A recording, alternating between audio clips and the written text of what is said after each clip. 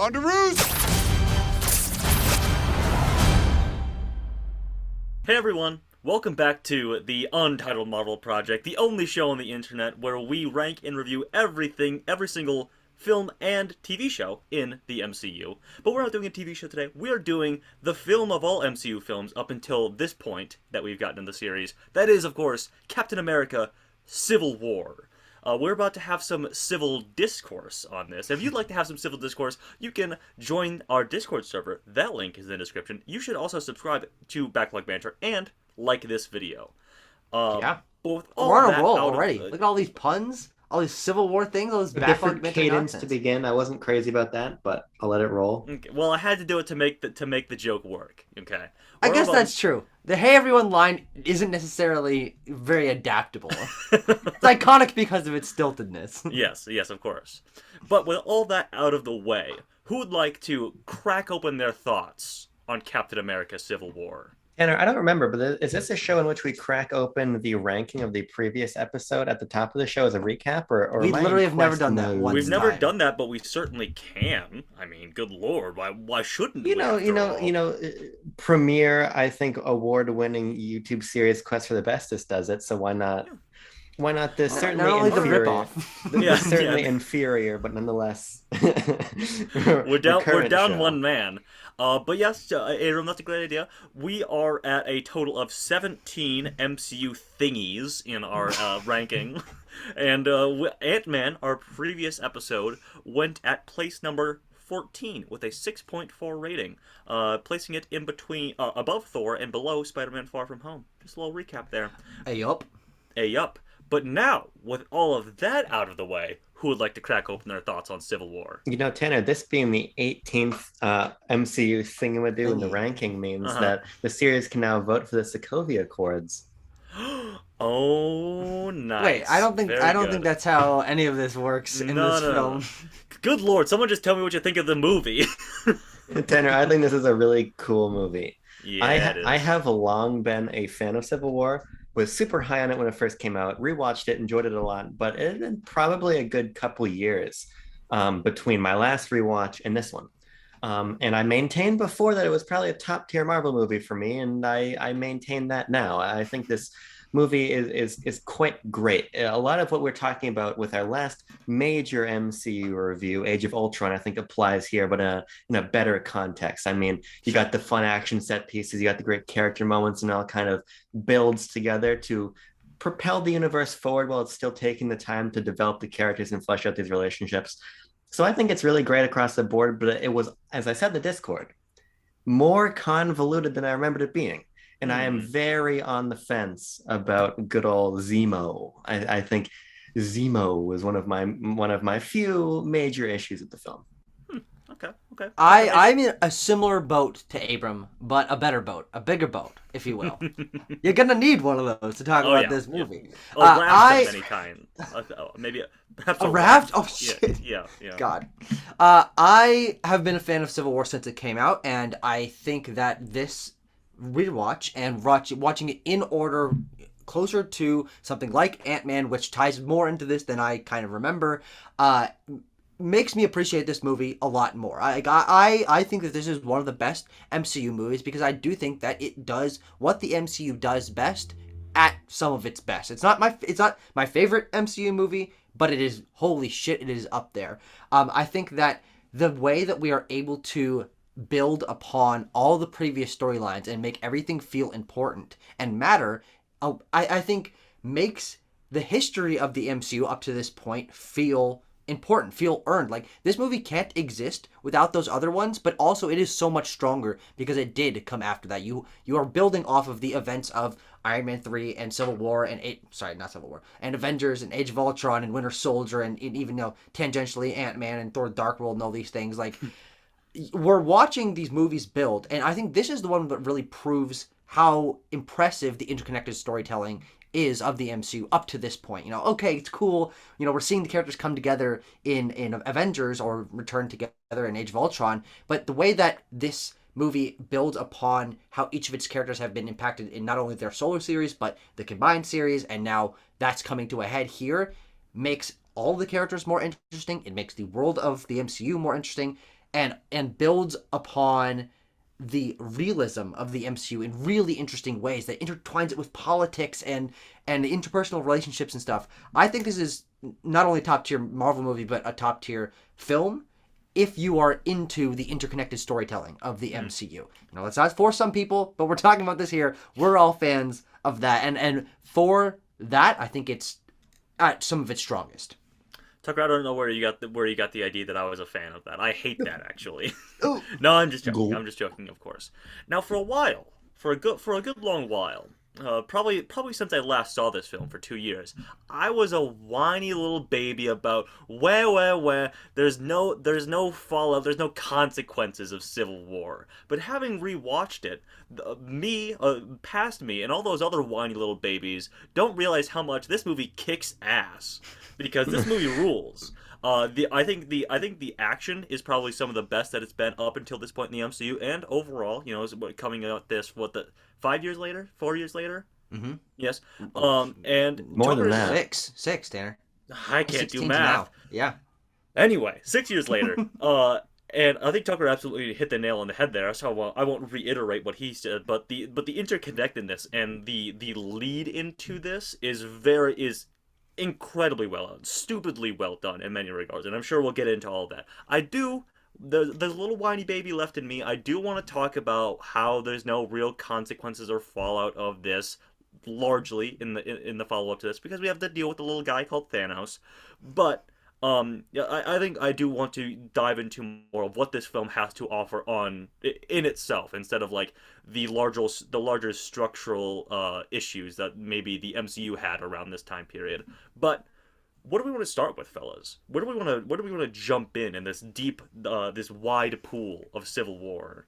God, more pool metaphors. Let's Yeah. go. Yes. I feel like we have one of those semi-recently on some sort of review. Who's to say? I think we should start where the movie starts, and Okay. I think is one of its indicators of why I believe that this is a great builder upon the history of the MCU. Is, you know what we see right as this movie opens is that new Avengers team from the end of Age of Ultron Yeah. doing a mission together, and a mission that I think makes a lot more sense in the context of this film and the tone of this film and in showing the consequences and stuff than something like seeing the Avengers bust into that place in Sokovia in Age of Ultron. I think that the Lagos fight and this builds upon the team of the Avengers having been reshapen and including almost all new members, and it also has major impact. I think that starting this movie here, showing that team and showing its consequences is a really strong way to kick open this movie and its tone. I certainly agree, Tucker. I agree in many ways. You do get the ultimate outcome of that, which is Scarlet Witch sending a exploding crossbones into the sky and blowing out the side of an office building and stuff like that. It is cool to see this sort of different Avengers team that we talked about a bit at the end of our Age of Ultron review, where it's like this was an Avengers team for a period of time in the MCU, and that's just kind of weird and wacky. And it is, but they do work well together, I think, in this opening sequence. I think especially because, and this is going to be a compliment that I apply to many times in this review, the action choreography in this film is chef's kiss, double chef's kiss right there. I think this can't be said for a lot of other MCU things, especially, you know, some more recent things like your Black Widows or your Shang-Chi's mayhaps, largely. But I think the action here has real weight. When there's just a number of examples like where Captain America like kicks a pickup truck and it sends a dude flying into a wall and stuff like Holy that, shit, or yeah. he jumps through a window and he's beating the hell out of dudes and stuff like that, or just when Falcon shoots a bunch of guys because he has guns or whatever. But across all those things, and obviously you have like the fantastical powers of Scarlet Witch. I think the action is very well done in this and sets a real benchmark for this film and for the rest of the MCU to come. I think it has a real weight. I think the editing is a bit of an issue across this film, but it's not a huge issue for me. I think only because the choreography is so well done, and it's given that sense of it just feels more. Yeah, it just feels more real than we've had previously. Maybe comparable to stuff we've gotten in like Iron Man very early on. But Abram, your thoughts? Yeah, it's a good opener. I do think that the editing is an issue across the entire film. But the kind of the sad fact of the matter is, what's the bar for good Marvel editing? Mm, There's not a great point of comparison. So ultimately, Mhm. when I attune my mind to the style of the editing, which I'm not a fan of, but that's because I'd prefer the action to stay wider and just watch people do cool shit. That's not what Yeah. the film's going for. And mm, so when I say, okay, ka-chunk, buckle in for that action. I think it's quite great. I do have to say that this is probably, in my opinion, the most forgettable action set piece. Kind of feels Sure. like here's the Avengers and they're kind of kicking some guys, and there's fucking crossbones, but okay. I mean, Frank Grillo's neat, I guess, but whatever, really. Yeah. Really, the scene exists as a setup to kind of like weasel around the hyper violent beginning to the comic Civil War, which obviously is not the same here. And I'm not a Mhm. stickler for accuracy to the source material in the comics of the MCU. Can't be for this movie. No, they're different they entities, and just this is why introduced it it. is. They Yeah, just do the X-Men in this or right. whatever. Yeah. But the point being is, I think this scene is fine. I think it establishes, as you're saying, the tone of the film, but I don't think it's the peak of the tension. I don't think it's the peak of anything really in it. No. It gets me in the door, but I would say that I'm not super compelled by Civil War, probably until the Sokovia Accords are properly introduced, and you can't Hmm. get Sure. there until you get to this scene. But this feels like the ultimate I don't really care about the villain moment. Like, who gives a fuck about Crossbones? And Sure. obviously, it's a small comparison because we're talking about maybe 10, 15 minutes of the film Hmm. tops. Mhm. Um, but I don't think it starts on the strongest foot, but I don't think it starts on the weakest one either. It's like it's like the Goldilocks middle foot. It's fine. Hmm. It's a good Yeah, opening. I definitely agree that this is not the highlight of the action at all. I think that it is the concept, saying the team, it is them doing the wombo combos, which are You get a plentiful couple. throughout Yeah. this movie. And seeing them work together, what it exists as, I think conceptually is where it is as its strongest. But you're Sure. right that it's not the most tense, it's not the most compelling, because I think that why this movie, as we'll get into, has some of the most compelling action in the MCU, even if you can complain about the editing, is because every other action sequence is led into in a very believable way with a very Yes. natural conflict where you are genuinely involved in both parties happening Hmm. at the same time. Like this has a different tone from that perspective, though I think ending it on a dour note that Hmm. leaves Cap scarred and Wanda obviously scarred, and them kind of wondering like, man, are some of them wondering, man, are we doing the right thing? I think that absolutely makes this fight essential. I think maybe you're right. Crossbones could have been better, but also he dies and his death is important, and like he is Sure. from another MCU movie, and I kind of like the idea of some of these movies having minor villains so that we can say, hey, they fought Crossbones in this movie as well. But does it really matter? Not necessarily. I don't No. know. I will say, because this segues into a point I'd like to breach, because quickly after we get the completely arbitrary, okay, it's not completely arbitrary, but the largely arbitrary de-aged young RDJ sequence, which I get, Mm-hmm. Oh yeah. develops the The father-son barf sequence. relationship. Yes, the Hmm. barf sequence. But where I'm going with this is, as I do think that the lead in to the necessity of the Sokovia Accords feels a little bit arbitrary. It Mm. does feel somewhat like we're writing back in consequences for the previous films. What I mean is, like, ultimately Wanda did the right thing, in that Mm-hmm. moment. Crossbones has got an IED. She throws him up into the air. On the scale of the Avengers destruction, it's frankly It's a not that small. bad. Yeah. And then at the same time, Tony Stark's conscience gets thrown over the breaking point by meeting one woman and hearing about one son. Now I understand the personal, like Tony is directly confronted by one woman in one story, which makes him kind of contextualize everything on a personal level. Hmm. But I do feel almost like a fourth wall broken mea culpa of the Zack Snyder Man of Steel problem. Like, we're just fucking blowing shit up and buildings are breaking and there's wanton destruction, right? Hmm. It almost feels like the Russos are like, okay, in the previous movies, real destruction and real shit happened, right? Mm-hmm. But now we got to kind of feed in a couple moments here of Tony meeting this kid, of crossbones exploding to motivate us to get into the Sokovia Accords. When ultimately, Well, I think you could have done that in a different way that felt a little bit bigger. Here's what I will say, and this feeds into a compliment that we all have that we've talked about already is how well this film builds upon its predecessors, and I Yeah. think those seeds have been starting to be had been planted starting probably since, well, for sure in Age of Ultron, and even in the one we watched before this, Ant-Man. Because if you remember, in Age of Ultron, when we have the Hulkbuster fight, at the end of that fight, we do see, the civilians running around in like the debris and the military coming in and having to like usher people off, people breaking down Right. crying by the destruction that they just witnessed, having their mortality flash before their eyes by these two superheroes. And then in Ant Man, it's a throwaway line, but Michael Douglas says he's very clearly, he's angry at the Starks, but he's like, oh, the Avengers, they're too busy dropping cities out of the sky. So I think Yeah. it does establish this sort of thing that like in 2012's The Avengers, we're like, holy shit, the Avengers are real, and also aliens are real. Thank God they saved us. Hmm. And then in Age of Ultron, we have this thing of like, okay, well, the Avengers are sort of like treating this random ass city as their playground, and then also dropping another city from into the ground from the sky.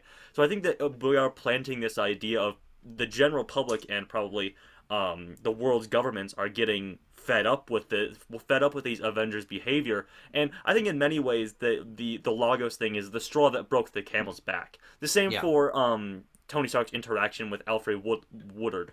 Yes. I don't know what her character's name is, but he's out Doesn't of matter. it, and he has these doubts, and I think that conversation is the straw that broke the camel's back for him. Yeah. Yeah, I think. Sorry, Tony. I just responded that, and then I'll cede the floor. But I think that's a point well taken. I just feel like because you're right, the film is so good about drawing the stuff back in, and very quickly the Sokovia Accords become about Yeah. their namesake, and then they become about New Mm. York and Basically, everything. right after this, what we're Right. talking about. That's what I'm saying. I'm just trying to, because in a film this good, I want to talk about my few issues I have, because largely just going to be praised. But it does feel to me like, why can't the film just open and we're reflecting on what happened in the past, right? Sure. Why do we have to have Cap and Wanda having the somber scene after like the honestly probably the best case scenario with that IED going off, Mm. like I think personally I would have preferred a more somber opening that was more reflective on the previous films immediately, Sure. of Okay. because those are the real important things here, because I don't think this film is too long by any stretch of the imagination, but I do think it could be a little bit tighter, and I think that if you just drop that beginning, I would be in for the entire runtime of Civil War. Hmm. Sure. Yeah, Okay. yeah, yeah.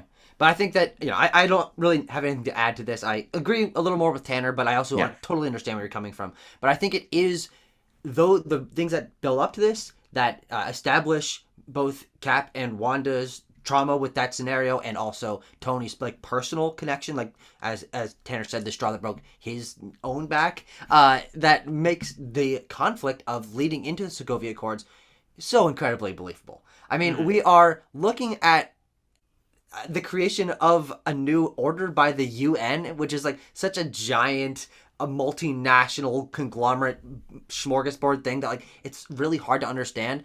But when we talk about it through these characters that we know their personalities and their relationships to heroic actions and the consequences of said heroic actions, that is why I think the Sokovia Accords feel so important, even if they don't have long-term ramifications. I think they have very personal ramifications, and it's the personal consequences that this movie absolutely hinges on. So while you say like the scale of something like the Lagos fight or Tony talking to one woman and learning about her son is a little bit small for your taste, I think the fact that they are kept relatively small scale matches the personal tone that this film is going for. It's about the personal consequences, about losing one boy's life, one man's life, Yeah. in the ridiculousness of Sokovia. That was pretty good about showing like civilians escaping and stuff like that. But this guy wasn't even here, wasn't even there as a civilian who lived there. Like he was. Hmm. He was just doing it was a summer vacation. He was building homes for the poor, and like Exactly. that the way that ties in, and Tony realizes that like there are these impact everyone. That I think that makes it really really personal. Yeah. Let's talk about the personal stakes. The hinge of this entire film, the titular civil war, is between Tony Stark and Steve Rogers. And one thing I really do appreciate is how Tony Stark explains his own why he's aligned with this side, why he's in favor of the Sokovia Accords. Because towards the beginning, it's because he says, "Oh, we can't be free agents anymore. We have to take responsibility for our actions and things like that," which feeds into his previous statements in like Age of Ultron about we fight to end the fight so we can go home.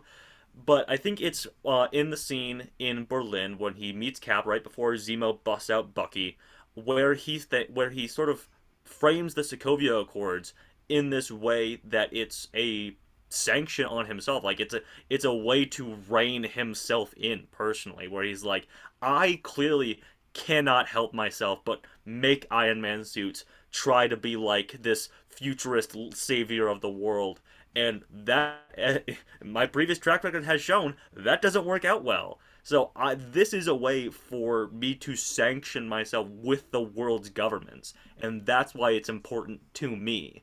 And I find that very, very interesting, a cool way to bring it personally into Tony Stark's journey. He is the protagonist of the MCU, and this is an integral point in his character arc. Yeah, I'm a little bit less sure of Cap's motivations for this whole thing as I'd like to talk about, but I think I do like where Tony is coming from. Because even if I feel like it's a little ham-fisted on its way there, I do like the idea of Tony being brought down from being Iron Man to just being regular man when he gets the photo of that kid smacked That would against be a the less chest. that would be a less interesting film. Regular Man. I just like all like the guilt it prompts and his real knee-jerk reaction to saying, okay, fuck it. I'm going from being the guy who has to orchestrate everything to the guy who has to orchestrate nothing because I can't do this anymore. Mm-hmm. Yeah. I find that to be compelling. And again, talking about the way the film builds on previous ones, that's a Yeah. great example of it, right? I think that is all very clear. I do wish we spent a little bit more time with individual characters' rationale for joining Cap or Tony, but Sure. nonetheless, I like the way in that early scene we begin to see like long-standing friendships pay off. Perhaps because they fully believe in the stakes, or sometimes like in the case, I really like that line from it's a little bit later in the film, but when Sam is like, you know what, the people who shoot at you, Cap, usually shoot at me. You can see in that first room when they're discussing the Accords, we see War Machine, we see Rhodey being like, hey, I'm fucking here for my boy Tony, right? I think that's the line written Yeah. in the script. Yeah, And I think so. I like seeing those like the beginnings of the tensions form right in that boardroom as they're given the fucking fourth Harry Potter's worth of material in there. Yeah, and of course you've got the guy who comes with Thunderbolt Ross, whose entire job is to hand Thunderbolt Ross the Sokovia Accords so he can then place it down on the table. Uh-huh. No, but I think you're absolutely right, and I think what I was talking about with the personal consequences that this movie I think does very well with, it is something that you have to balance with such a large cast of characters here, but I think it's a balance that this movie strikes very well. Is I think you get enough from the huge cast of characters here that is why they are involved in this battle, why they choose the sides that they're on. You mentioned the thing about Sam, but I think that is not only that he's friends with Steve, but he and Steve saw what S.H.I.E.L.D. did, what Hydra did in the events of Winter Soldier. The other guys weren't there. War Machine is a member of the military. He's a part of the larger structure that, of course, so then he sides with it. Vision, in his logical nature, sides with Tony because he's thinking through this and thinks that Avengers should be put in check. Wanda has this personal connection to trauma and to events going wrong that, no, okay, the military can't be trusted. Like, I think there is enough of the huge cast of characters here that get their reasons fleshed out. Sure. But then you get to someone like Scott and Peter, and you're like, they're just fucking here to pad out the cast, and we know that, and it's okay. Mm-hmm. But the fact that we get so many of them that are emotionally invested in very realistic ways that build upon their past experiences that we have been privy to, I think is why I'm so compelled by each moving piece of this. When Rhodey is the one that is sent by the Sokovia Accords people to stop Cap breaking out Bucky, and then T'Challa is there as well. Like, there is a string of motivations from each of these characters. And you're like, That's a good point. I know why they're there in this fight, especially or in each fight as you track throughout the film. There's very solid reasons why each piece is there. That's Yeah. a good point. I do. If I can talk about Cap a little bit, I do like because Tony is the main character of the MCU. That's a pretty well established fact. But Cap is our secondary lead, He's our second especially banana. he's As a our Chip and second Dale banana. Rescue Rangers Tertiary reference. protagonist. No, secondary protagonist. Um, but what I was going to say was, before I got hit with all these, whatever that was, second banana talk, is that I do like how this film establishes the strengthening of Cap's resolve in his belief in this, especially at Peggy's funeral, where Sharon gives the eulogy, where if the world asks you to move, you plant yourself and say no, you move. And Mhm. that is a refrain throughout this film, and it strengthens Cap's resolve, where eventually he might be like he might have been like, you know what, fine, Tony, you can have your way, it's a way to avoid conflict. But hearing that from the niece of the woman that he loved, and it's presumably something that she said at some point to The niece Sharon. of the woman whom he loved, who he loves. Exactly, he loves them both. He's a player, my man. But hearing at the funeral of the woman that he loved, and really the motivation for him, he lost this woman. The only way that he would settle down, as we learn in Endgame, the way that he stops the fight, he's like, I gotta keep fighting for what I believe in. I'm going to plant myself and say, no, you move. So I think that, Abram, maybe you have a point that Cap's belief isn't as grounded and planted in the previous films as Tony's is, but I think that it is certainly cemented very, very well in this film. Here's what I was saying. I was just making. If Tucker makes faces, I make faces. It's a bit we do, you know. Okay, Yeah. yeah. The two of us. We're just a couple of Cracker Jacks. Here's the thing, Tanner. I actually think that facet of his motivation is established pretty well by what Tucker's saying, Mhm. by him watching Shield invert on itself and become Oh, Hydra, yeah, right? yeah.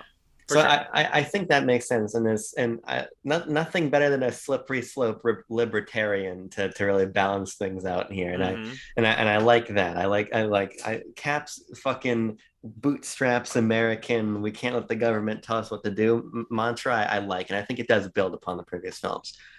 What I'm less sure about, and the reason I think character motivation starts to get a bit nebulous, is Hmm. when Bucky is brought into the fold, and Okay. and and this is my one major issue with the film, as I was mentioning. It's kind of the way that Zemo and Winter Soldier intersect with the Civil War storyline. Sometimes I think in organic ways, sometimes I think in inorganic ways. I do feel like the film is at times caught between wanting to discuss the philosophy of the Sokovia Accords and why we're on these teams, and just being about cool spy story and Bucky's framed and we got to clear his name, you know. Mhm. And I feel like at a certain point it's like, you know, we're being, other than T'Challa, who I think is rightfully no, fuck the Winter Soldier for most of the film. Yeah. I gotta go slash him with my cool claws. Yeah.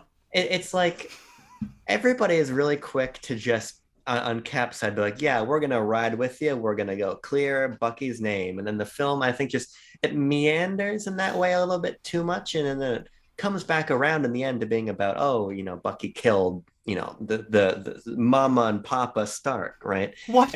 And then the Mama, Papa. and then the motivation for No. that final battle becomes super personal, and Yes. I like that, but I do feel like at times this movie is caught between two identities, being about the Yeah. Civil War and the Sokovia Accords, and the Winter Soldier's framing, and that's where things get a little bit murky for me. Sure. Okay. I think that's absolutely true, but I do think that it is, if you dig into the character motivations and the progression of these scenes and the character moments and stuff, I do think there is stuff there that somewhat will, maybe if I can explain it, will somewhat wash away your concerns about that complexity. Because I do think that it is through Bucky's story that Cap's resolve and his motivation are actually heightened. It's because the media and the framing and all this stuff of Bucky that Cap is like, no, we really can't let the Sokovia Accords get in the way of our Yeah. actions, because he recognizes his friend. He knows that he's not as possessed by the Winter Soldier-ness anymore after the events of that film, the titular film. That and everyone's just going after him. They think he's bad, and Cap's like, no, I know that he's a good person, he's my friend, and I can help him. But I can't help him because you won't let me, because you're trying to put this over me. And like he says the line of the only ones that we can really trust is ourselves, or something along that line. The smartest hands are still, or the best, the truest hands, the smartest hands are still. A bird in the hand is worth two in the bush. But yeah, Tucker, I think you're exactly correct in that it plays into this thing of like, if the UN was in charge, the Avengers would be going out to kill Bucky. And Cap's like, I know, and you know the smartest hands are still our own. I don't know if that's the line. Hands can't be smart. That doesn't make any sense. It's like the best hands are still our own. I think. Yeah, I think so. Probably God the best hands are still our own. The best hands are still our own, and I know my friend, and I know in my heart that he didn't do it. But yeah, Tucker, you're right. If the UN was in charge, they would have been sent out to kill Bucky, and you know, there's nothing that they really could have done about that. And I think that just to quickly close up this point is the reason why you see Cap's people back him on this, I think, is, you know, maybe reading a little bit into it, but is the respect that these people and trust these people have for Captain America, that when he's the paramour, for goodness. Like we've established this, it's only thrown into question a handful of times, but I think in this movie you recognize like people like Sam and Wanda who end up siding with Cap. They know he's Captain America. If he's making this choice, that's a choice I should follow. So like it makes sense that even if it's not like you don't know their relationship to Bucky because you know they probably don't have any, but they're following Captain America because they trust him.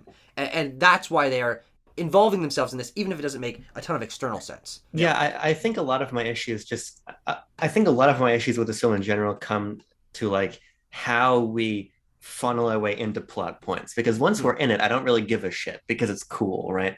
And I do think that it pays off the Cap Bucky relationship well, and I like the ways like there's a lot of stuff happening in this movie. This is a movie with a lot of things occur, and that's compelling.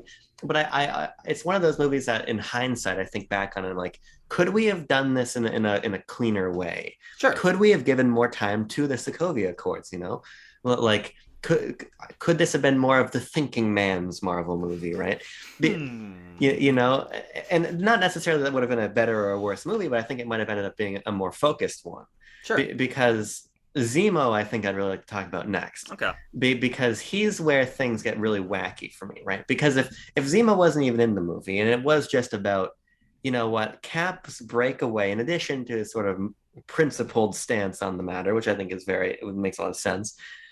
You know, if it was just Bucky is here and Bucky is this kind of football between his two sides, that would have been totally fine, I think. But when you throw Zemo on top, you sprinkle Zemo. Well, it's a lot of Zemo, right? Oh, I see. He's like fucking tying a guy up and making him drown in his own sink, and he kills Joe Russo. I just think that that Zemo's plot gets to be so unwieldy, right? That like Zemo's lost his family, right? And again, I like pulling it back down to that little level here. Yeah. This is a villain with a real motivation, right? These guys killed my family. I'm gonna make them kill each other. But because it's like, I can't do anything on my own. right? Yeah. But it's like I'm gonna put on Mission Impossible prosthetics and I'm gonna plant the bomb. Mask. I'm gonna plant the bomb to blow up the UN building, whatever building, or whatever building, doesn't matter. They're in front of Vienna. We're gonna go blow up this building in Vienna, but then I'm gonna use an EMP to blow all the fucking power grid out. Then I'm gonna sneak in and I'm gonna have the book and I'm gonna read the code phrase, and then Bucky's gonna break out and Bucky's gonna be my pal, and then I'm gonna get them into this fucking nuclear silo and I'm gonna play a video, and the video is gonna make them fight each other. You know, in a film that does, as you're to what you're saying, Tucker, feel very grounded in the Sokovia Accords. Zemo feels like this omniscient force that is very artificial in its motivation at certain plot points. That's interesting. I mean, I can certainly see what you're saying in terms of how did this fucking guy get these things to happen? Like, how did he plan ahead to get these things to happen? Yeah. I think that the mild suspension, that disbelief, I think is required to feel a lot of the weight of this film. And obviously you feel the weight, but you're confused about these little background elements. But I think that the progression though makes enough sense to me, where this Sure. guy clearly is smart. He has been planning this. He has information about Hydra. He has information about the history of the Winter Soldier, and that this mission ended up killing Tony Stark's parents. Like, he knows these things in a way Yeah. that, okay, he gets a fucking EMP. He gets a Mission Impossible mask. If you can believe that, then I think everything else makes an okay amount of sense. If you're in an action movie universe, every goddamn guy and his dog has an EMP. Yeah, right? I mean- they all have to explain what an EMP does. That is a point well taken, and I mean, we're talking about Marvel. You have to suspend some disbelief, right? You know, but I think what it comes down to for me is that this film is Captain America: Civil War, not Avengers: Civil War. Zemo. No, because there's really two movies. Avengers: Civil War: Zemo. There's two movies that really run parallel throughout this film: Avengers: Civil War and Captain America. Oh shit, we got to do something about Bucky, right? Sure. And so Zemo becomes this vestigial structure of, let's bring in Hydra, let's bring in Shield. We have to close this out as both kind of a trilogy point for the Avengers movies and the Avengers cast, but also for Captain's personal storyline. Yeah. And I think it probably does necessitate me saying, fine, fuck it. Zemo figured out how to do all this stuff. He's 97 steps ahead, whatever. But I just don't always know if it brings those two halves of the whole into conversation in a way that always feels organic to me. Because I think the Avengers stuff always feels organic to me. Sure, yeah. I mean, I think largely Zemo is like he's really just a.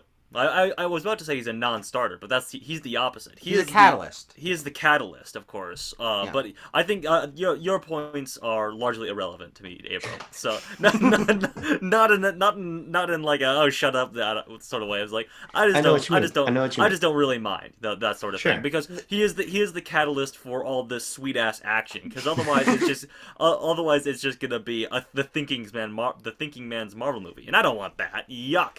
I want to see Captain America bicep curling a helicopter that's trying to fly away. That's what I want to see. So egregious. Yeah, it's fucking crazy. But I do think that part of the reason why I also am able to suspend my disbelief for Zemo's fucking crazy plan is that it does feel somewhat grounded in terms of he's not like getting an old Ultron head, or he's not using a fucking Infinity Stone. Like, these are based in the history of the MCU, of Shield, of Hydra, of the Winter Soldier, of corrupting Captain America and Tony Stark's relationship. Like, they are grounded in things that we know. They're politically motivated. But also, I think that the reason why I think Zemo is still one of my favorite MCU villains is because his inclusion in this movie is where I think is opposite of the problems that we have with some other MCU villains. Is we're spending maybe not enough time with Ultron, and maybe too much time with Yellow Jacket. Like, we don't give a fuck about a lot of the villains in the MCU because they're just catalysts for action. But Zemo is a character with a compelling motivation, and I think he's in the movie just enough to where it feels like he is a part of it, but not overbearingly. I think maybe you're right about him being like an omniscient force, but personally, I don't really feel that force through everything. He just feels like the stick in the cogs that's making everything go haywire. And the fact that he's not a physical threat, he's a mental threat. He's using their physical prowess against each other by corrupting them, by being steps ahead, I think is so compelling, because you don't see them fighting grunts in this movie for the most part. You know, the apartment complex sequence, whatever. Like, there's a few of them, but like, we're not seeing them fight a bunch of Ultron bots or a bunch of Chitauri. Like, they're being messed with by a villain that knows their minds, and that's very compelling and very unique. Go ahead, Abram. I think there are two things help on this point. First, again, it's that sort of like interconnected storytelling thing, right? Because I was just seeing Zemo's review of Top Gun Maverick on YouTube the other day. And so I kind of came into the film knowing who this guy is, Chris Stuckman. But I think the other part here... You motherfucker!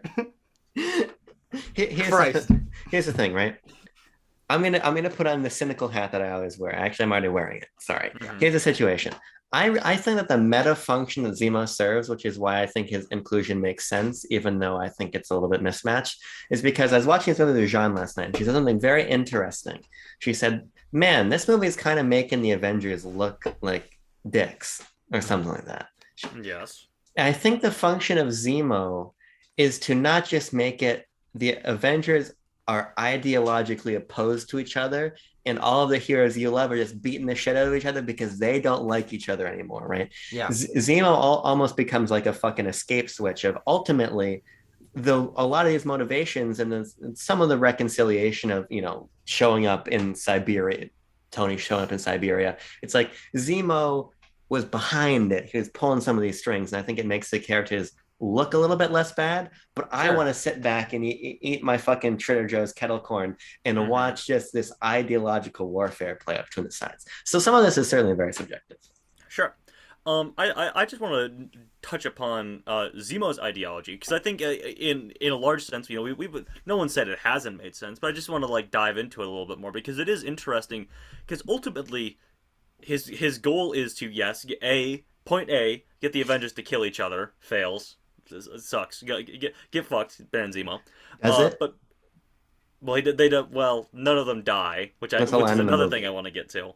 But point B, or point 1A or whatever, he's also like, I want to get rid of all these super soldiers that are in Siberia. And he does that.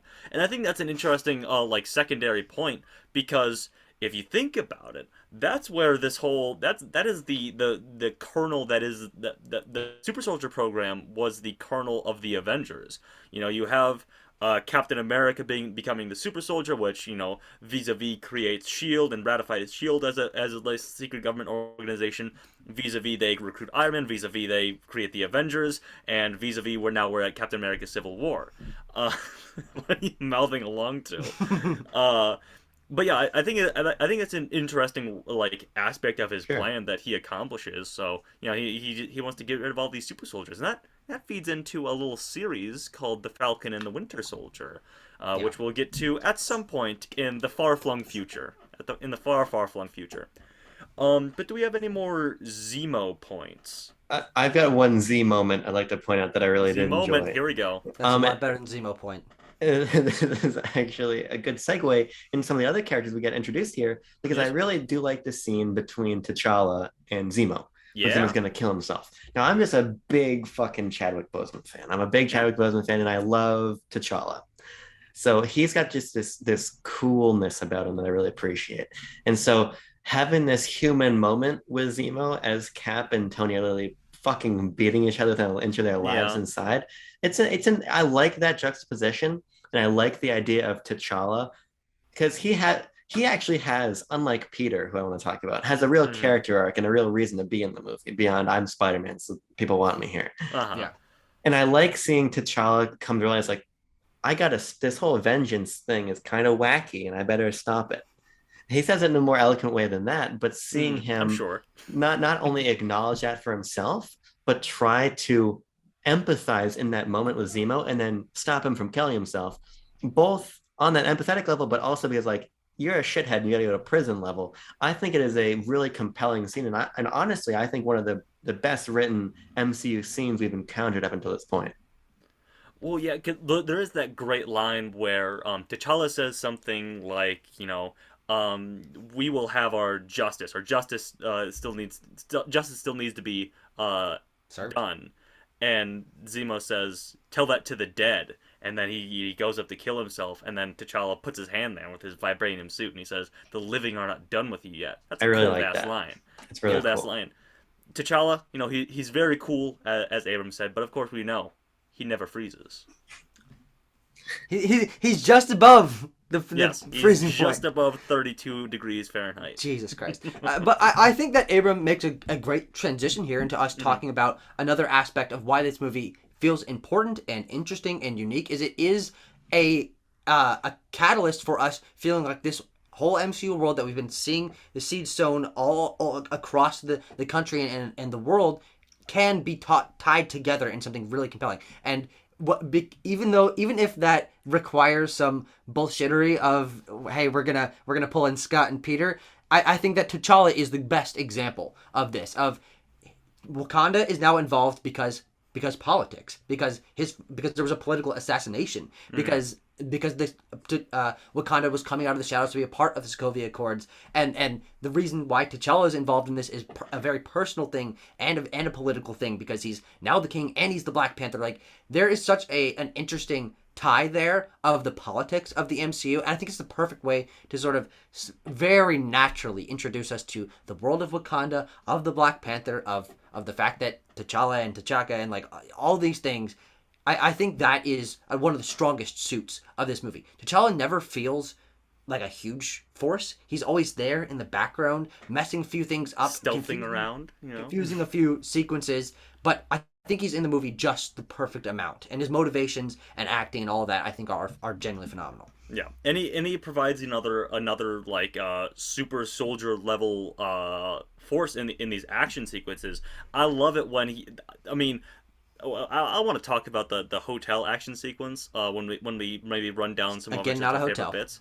Definitely. Yeah, not what are you Hotel, talking apartment complex, Oh, okay. whatever. Yeah, see, when you use the right word, people know what you're talking about.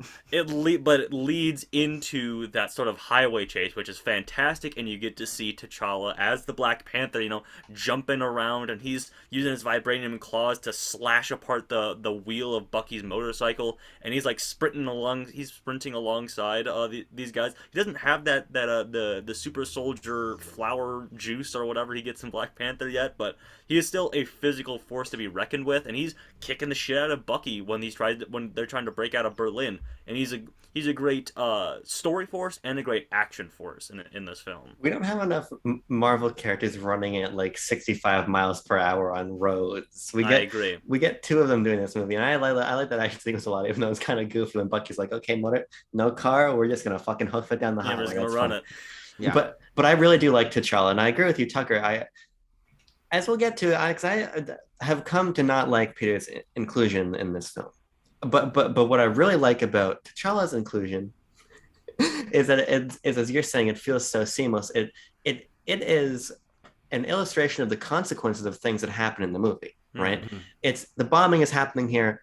Shit. Now Wakanda's involved. Now we got the bombing, and damn, now Dad is dead. I have to become Black Panther. And while we don't see him go through that because we know that he's hesitant to take on the role, watching him through his actions and his scant but very cool dialogue is really effective, I think. And I love the moment when it's after that cool highway scene. They're all arrested. And it's Bucky and Sam and it's T'Challa, and they're sitting in the police van, and he's like, "Oh yeah, how long do you think you can protect your friends from me?" Right? Yeah. As warrior and king, how long do you think you can protect your friend from me? I just really not a cold ass line. I'm just a fucking Black Panther fanboy, so I was quite pleased about all that. Abram, I'm here to defend the honor of one Peter Parker, because you said you Parker. don't like his inclusion in this. Tanner, let me clarify. Okay. Let me clarify. In the You words can cut of me off here. in the words of Daryl Hall and John Oates, I can't go for that. No all can right. All right. Okay. Now let it be known that I we talked about this in our Ant-Man episode as well. I'm fairly certain the acquisition of Spider-Man from Sony, or the sharing deal made, happened in February of 2015. So it makes sense that this is about a year later that we get our first Spider-Man inclusion. I mean, that second Civil War trailer where they reveal Spider-Man was mind blowing. I remember watching that at like the end of the day of high school. Insane to see that, by the way, because it was just something that we didn't think was going to happen for a while, let alone in a movie that came out a year after they announced that it was actually going to happen. So insane stuff. But I really enjoy Spider-Man being in this. And I think I picked up on a little something here on this rewatch. I really picked up on how manipulative Tony is towards Spider-Man in getting him involved in this fight. Because when he has that conversation with him, if you really like think about his dialogue and look at his dialogue, he's much more aligned with Cap's perspective. The whole with great power comes great responsibility is sort of Cap's thing. He's a singular hero doing the thing on his own because he feels called to do it, and he's not looking for that sort of greater oversight, but he's groomed, for lack of a better word, You probably find a better word. into being on Tony Stark's team. And even in that airport sequence, which we also need to talk about, he says Captain America asked him, "What did Tony tell you about this?" And he's like, he said that you're wrong, but you think you're right. So Tony Stark he didn't like tell him about the political ramifications of this. Apparently, he's just like, Captain America is a bad guy now, and you need to stop him. So I find that like a pretty compelling way to bring Spider-Man into this as part of Spider-Man's arc across the MCU, which is getting out of the shadow of Tony Stark. So yeah, and also I just love the needle drop of "Left Hand Free" by Alt J and Brooklyn. That's very cool. Or no, is he from Queens? He's from sorry. Queens. Captain Bucky are from Cap's Brooklyn. from Brooklyn. That's right. That's right. Queens. And then he's the camera moves up and he's listening to the song. So good. So good. Yeah, I didn't know if you do you want to say something before I say something, Lieutenant? I mean, I think I'd like you to retort, and then I'll sort of. Okay. Sure. I'll maybe form. You'll rein it in. An Abram sandwich, if you will. Yeah. Don't do that. Here's my feeling on it, right? And Tanner, actually, what you say is compelling to me. The idea of, let's use the word let's say manipulate. Acquiesce. That's also not the right word. The way that Tony manipulates Peter. Yeah. I think that is compelling. But what I can't get over is this feeling of like arbitration throughout the entire thing, right? It does feel to me like, okay, we have Spider-Man, so we're going to shove Spider-Man in Civil War. And the reason I say that is because if Captain America, if Tony Stark's over here like, damn, I'm feeling real bad about everything we've been doing because I got this like high school, college age kid killed, well then maybe the best course of action is not to bring another high school age kid in to get killed, right? Sure. Because I like it's this sort of situation. When they can catch a bus. But here's the situation. Yeah, 3,000 pounds, very impressive. Yes. But it's like small change. I can do that. A Tony who is being more contemplative and more like concerned about his actions and his direction. Mm-hmm. It feels a little bit hokey to me to say all of a sudden, I'm going to flip through my Rolodex of enhanced people here, and I'm going to pull out a 16-year-old who like stops petty crime, And maybe you can say, okay, he thinks that Cap's not going to kill him or whatever, but it feels weird to me, given where the movie begins, to have one of the major characters be a very vulnerable addition to the fight, right? Mm-hmm. That to me just doesn't quite feel right. And while your motivation, Tanner, I think is compelling, it just makes Tony look like even more of a shithead. So ultimately, guess what, Abram? He is. That's the whole thing. He is. As I talked about earlier, his whole thing is that like this is a personal sanction of him. He can't help but would take these actions and follow this course of action where he's endangering himself and by extension other people. So I think him bringing Spider-Man in is another log on the fire of Tony Stark as a shithead and shouldn't be allowed to do whatever he wants to do, and that's why he believes in the Sokovia Accord, because he recognizes that about himself. But to get there, to make an omelet, you got to break a few eggs. To make us Sokovia Accords, you got to break a few spider eggs. I guess so. It just feels like it makes him seem like a hypocrite all of a sudden to me. It's like because Tony. Sure, but here's the thing: we have to read into that. There's never a moment where Cap's like whacks him on the head and like, "Fucker, you just brought a 16-year-old in this fight. What were we talking about this entire time?" Yeah. So you're telling me now that the UN is sanctioning minors coming on our missions? What's going on here, right? If you're gonna do this, I think you need to do it. Otherwise, to me, it feels like we got Spider-Man, so you're getting Spider-Man. And again, I like the banter. I love the Queens Brooklyn banter. He's fun to have in the airport fight.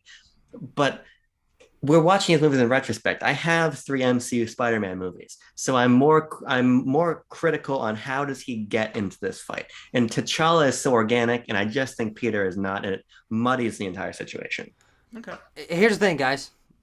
Abram is right. I honestly don't think that there's a middle ground here, because Abram does bring up a lot of compelling reasons why. Not only does it, you kind of feel like, hey, we got the Spider-Man rights, let's put him in the movie.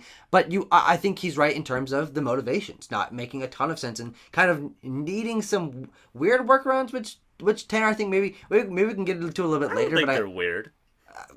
I know that's the point of your opinion, but where I think that the why I don't complain about it, even though I've been given an itch in the back of my mind by Abram Buner, is that I think the pros outweigh the cons here in this. Sure. It's like, That's yes, fair. Tony Stark is being hypocritical. Yes, it doesn't really make a lot of sense within his character arc with the Sokovia Accords and all of this. But in terms of bringing in Spider-Man in a way that isn't an origin story, that connects him to Tony Stark, that shows that he has existed, that does bring another force into this fight, that does very cleanly set up things for his future arc of Homecoming and the Stark internship and him having the recording on his fucking laptop at the beginning of Homecoming. Like, I think all of those things that are the larger narrative of Spider-Man in the MCU, I will gladly take those. Yeah. With a rocky introduction, with if you read into it, a rocky introduction. Otherwise, it's, hey, we really need to stop Cap. Let's just and he needs to really stop Tony. Let's just get let's ring up anyone we can. And like that's really the canon reason why any of this happens. And yes, that's kind of stupid, but I think Peter is the biggest culprit of that, because and then I also think that like if the final nail in our coffin here, it's not a coffin, the final nail in this board, I guess, is Scott Lang and his inclusion, because he is just flown to fucking Germany. He's like, wake up, stupid, it's time to fight. And he's like, what? Captain America, I know you too, you're great. Yeah, I think that Scott makes me is a middle ground where his inclusion doesn't feel fully natural as T'Challa, because he has no real motivation on either side. He just wakes up, he's like, okay, I'm ready to go. But also it is somewhat realizable because he fought Sam. Yeah, Sam remembered him. Yeah. They talked about, we know a guy. He says, I know a guy. He's brought in there, and also now he has the Giant Man powers, and he's getting used to other superheroes being around him. Like, all that stuff for Scott, I think, works well enough to where it's funny. Like, it's Scott Lang. He's Ant-Man. Him waking up because he's jet lagged, like that. I think he's actually funnier in the few moments he has here than he is in most of Ant-Man. But yeah, those three things, I think it's sort of a range of T'Challa feeling very natural, Peter maybe feeling a little bit forced, but Scott just being funny in the middle. I think it makes it kind of a nice arc, a rainbow of completeness. Well, all I'll say about Scott Lang is I think that makes sense to me. I think that's a very direct connection. Damn, Cap, we need more muscle. We need somebody who is maybe a little bit morally aloof here to pull in. Let's grab Scott. He can make himself real small, get inside the Iron Man suit. There's a reason for him to be there. And then, I mean, Spider-Man's there for no reason, of course. I agree. Oh no! Good point, Tanner. Here's my thing, though. I don't mean to belabor this point, but why can't you apply that same concept? Why can't you say Tony Stark realizes that he needs more guys, so he pulls in someone that he knows he can get on his side? Because Scott Lang is an established character, and Scott Lang fought an Avenger, and Scott Lang establishes credits to his name. And he's an adult. I don't think. Here's the thing. You guys. I don't know if I don't know if I'm alone in this, but Tony Stark is not a good guy. Like he does bad things for his own ends. You know, he's very much the ends justify the means sort of guy. Yes, but also the point of his arc in Civil War is he's trying to not do that. So that when he does, he doesn't like ask Thunderbolt Ross, hey, is it okay if I bring in this spider guy from YouTube? Like, the Sokovia Accords are controlling him, but not controlling him in this circumstance. And also, yes, he manipulated Peter, but Peter just pretty much unconditionally loves him for the rest of the MCU. Like so that manipulation is never actually a problem. Like, Abram is bringing up these points that, frankly, I don't really care about, but I think they do exist, and I think recognizing them doesn't make this movie very flawed in my opinion, because I do think the pros do outweigh the cons, but they do exist, and maybe your side does add more nuance to Tony's character here, but I don't necessarily think it's in the text of the film, so it's a complicated discussion, but I'm very glad we've discussed it, actually, because I've never heard of this talked about before. Tony Stark bringing in Spider-Man before. Honestly, it's just like, yup, Spider-Man's in Civil War. That's as much as I've ever heard. Yeah. All right. Well, we can move off this point. I think what do we do? Talk about action and get the hell out of here? Oh, Oh, you I sure? suppose. Why not? Oh, okay. Well, yes, I do have I have a few more talking points, discussion points that I want to bring up. Three Ah, more, namely. So we'll start off with one that directly ties into the action of this film, and that is something that I've always had an issue with, and that is the buddiness of the fights here, especially in the airport sequence.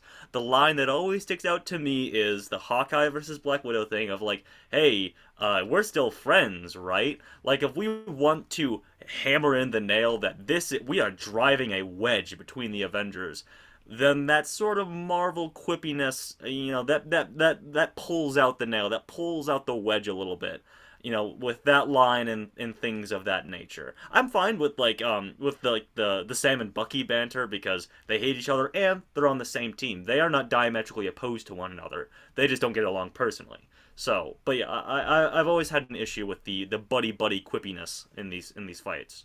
mm. Yeah, I neither agree nor disagree necessarily. I think that it certainly undercuts some of this is a heavy movie, right? Hmm. And so you would think that if all these people here are motivated by this like rigid ideology on one side or another, that they would not be joking about as they fight. But at the same time, it's like Clint's just kind of here, right? Clint is just here. If we want to And talk about people that just get dragged in.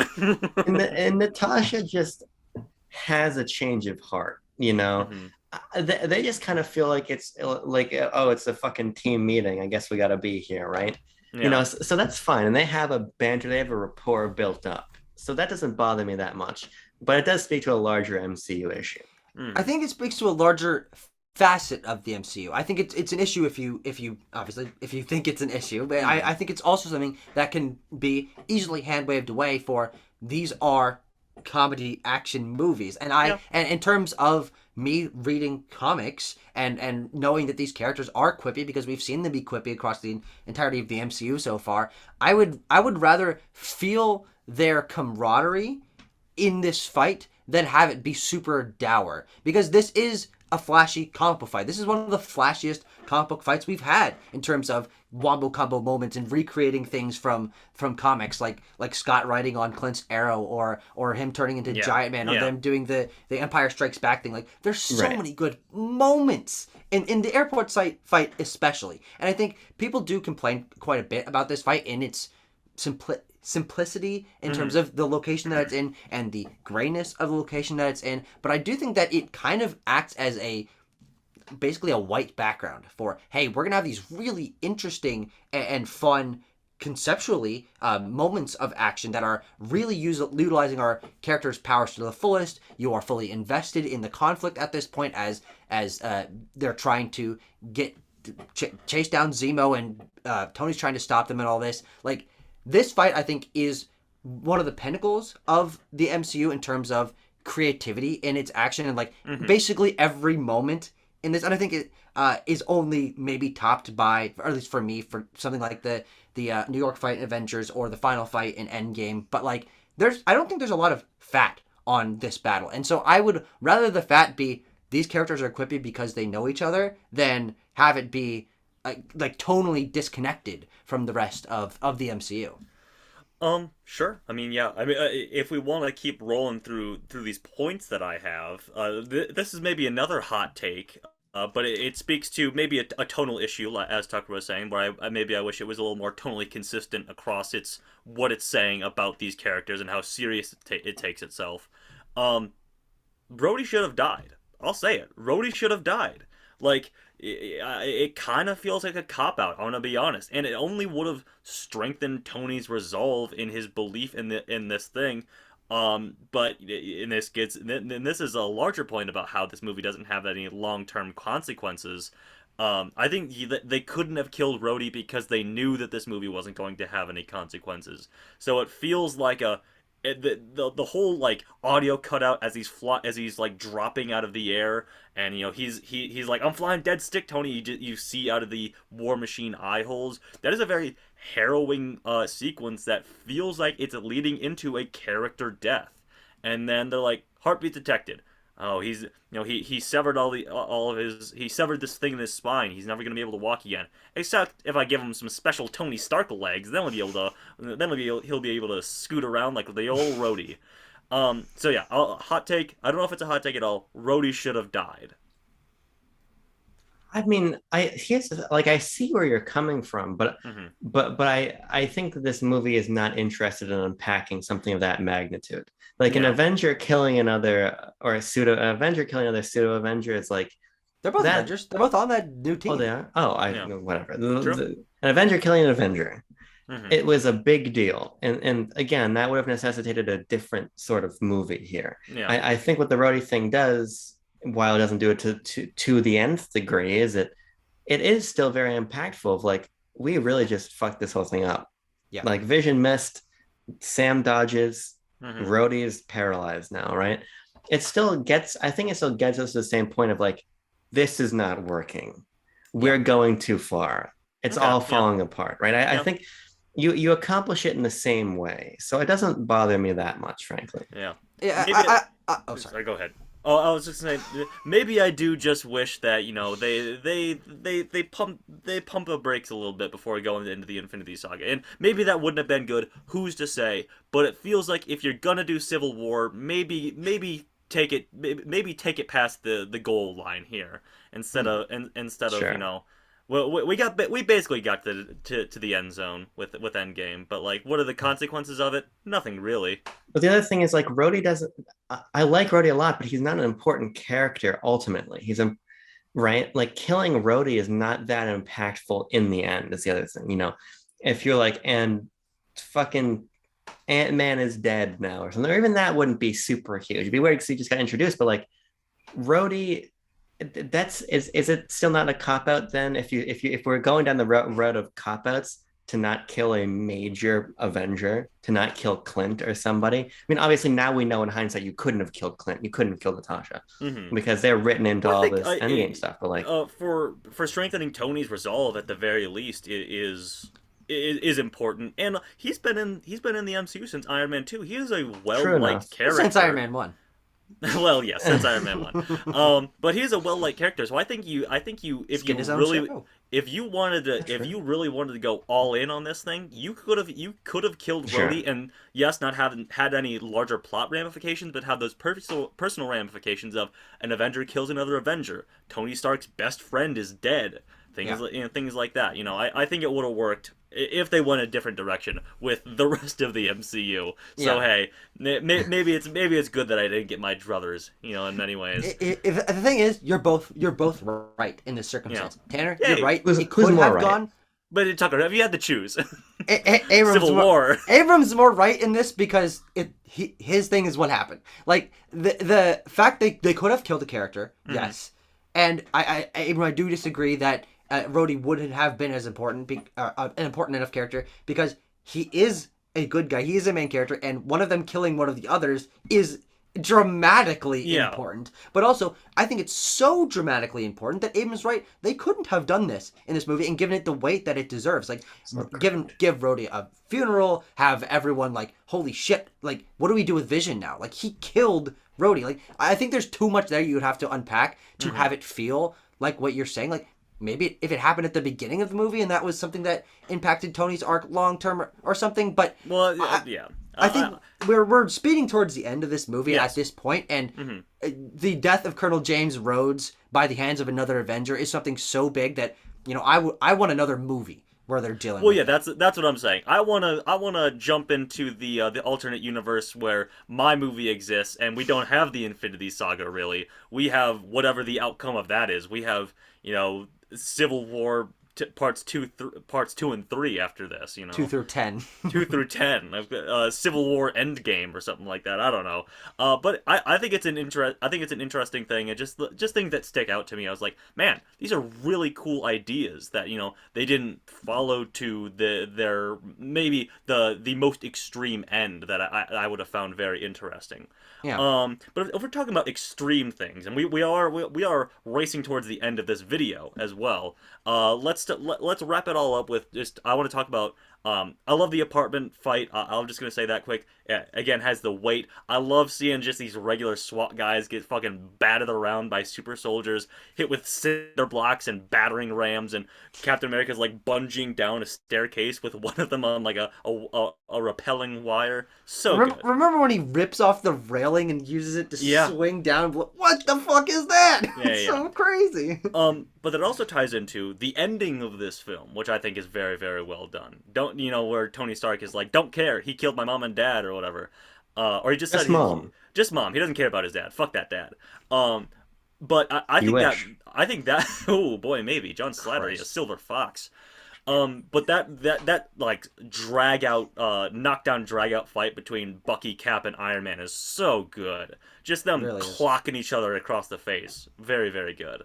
Yeah, it's got there's the right degree of intensity to it. Hmm. And the way that it like ratchets up. I love it's the fucking Batman pummeling Superman moment after he shoots with the kryptonite until Yeah, his of course jaw it is. hardens again. It's that moment when fucking Friday's like analyzing fight pattern, Yeah. and starts kicking the shit out of Cap.